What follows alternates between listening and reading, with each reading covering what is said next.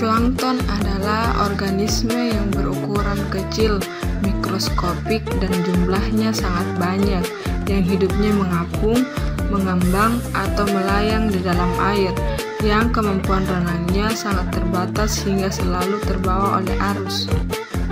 Plankton terbagi menjadi dua, yaitu fitoplankton dan zooplankton. Fitoplankton adalah plankton yang menyerupai tumbuhan, sehingga mampu melakukan fotosintesis dan merupakan pensuplai utama oksigen terlarut di perairan. Sedangkan zooplankton atau plankton hewani adalah suatu organisme yang berukuran kecil yang hidupnya terombang-ambing oleh arus di lautan bebas yang hidupnya sebagai hewan. Peranan plankton dalam ekosistem perairan. Yang pertama, menjaga kestabilan suhu air. Plankton menutupi permukaan laut dan yang ada di dalamnya terlindungi karena adanya fitoplankton yang membutuhkan sinar matahari untuk berfotosintesis, sehingga sinar matahari tidak langsung masuk ke dalam air sehingga suhu di perairan dapat stabil. Yang kedua, sumber pakan bagi biota laut. Dalam tubuh plankton mengandung banyak protein dan karbohidrat yang bermanfaat bagi biota laut. Dalam proses pertumbuhannya, bentuk dan ukuran tubuh plankton yang sangat kecil sesuai dengan mulut biota laut yang berukuran sangat kecil yang memakan plankton. Plankton bermanfaat bagi perkembangan biota laut karena di dalamnya terkandung protein dan karbohidrat.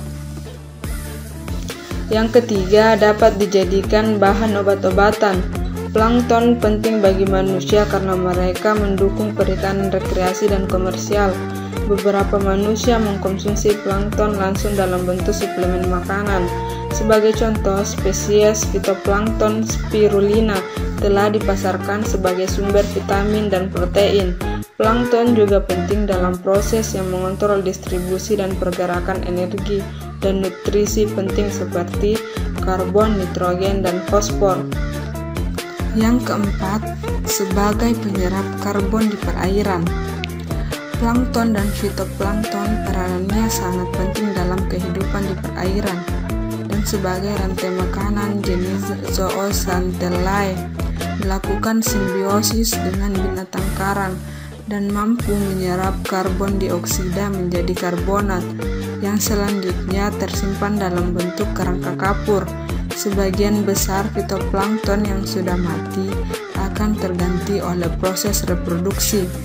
Sejumlah besar fitoplankton yang sudah menyerap karbon dioksida dikirim ke dasar laut sebagai karbon. Yang kelima, plankton dapat menurunkan zat beracun dalam perairan dengan cara mengikat zat-zat beracun, juga timah logam dari pabrik maupun besi yang berkarat yang jatuh ke dalam perairan dan yang terkandung di perairan tersebut, lalu mengendap di bawah dasar perairan. Manfaat plankton. Yang pertama, sebagai sumber pakan alami. Plankton adalah pakan alami bagi biota air karena mengandung banyak karbohidrat dan protein untuk pertumbuhannya. Kandungan protein dan karbohidrat yang terkandung dalam plankton juga tinggi. Plankton bisa menjadi peneduh yang melindungi biota air karena dapat merasa aman dari sifat kanibalisme. Plankton bermanfaat sebagai sumber pakan alami bagi larva. Yang kedua, pada bidang industri dan rumah tangga. Foraminifera, kerangkanya yang telah kosong mengendap di dasar laut membentuk tanah globigerina yang berguna sebagai petunjuk adanya minyak bumi. Ordo radiolaria, kerangkanya dari gersik, jika mengendap di dasar laut menjadi tanah radiolaria yang dapat digunakan sebagai bahan penggosok alat-alat rumah tangga dan bahan peledak. Keanekaragaman jenis Chlorella sp. Organisme ini banyak ditemukan sebagai plankton air tawar. Peranannya bagi kehidupan manusia antara lain digunakan dalam menyelidiki metabolisme di laboratorium, juga dimanfaatkan sebagai bahan untuk obat-obatan, bahan kosmetik, dan bahan makanan.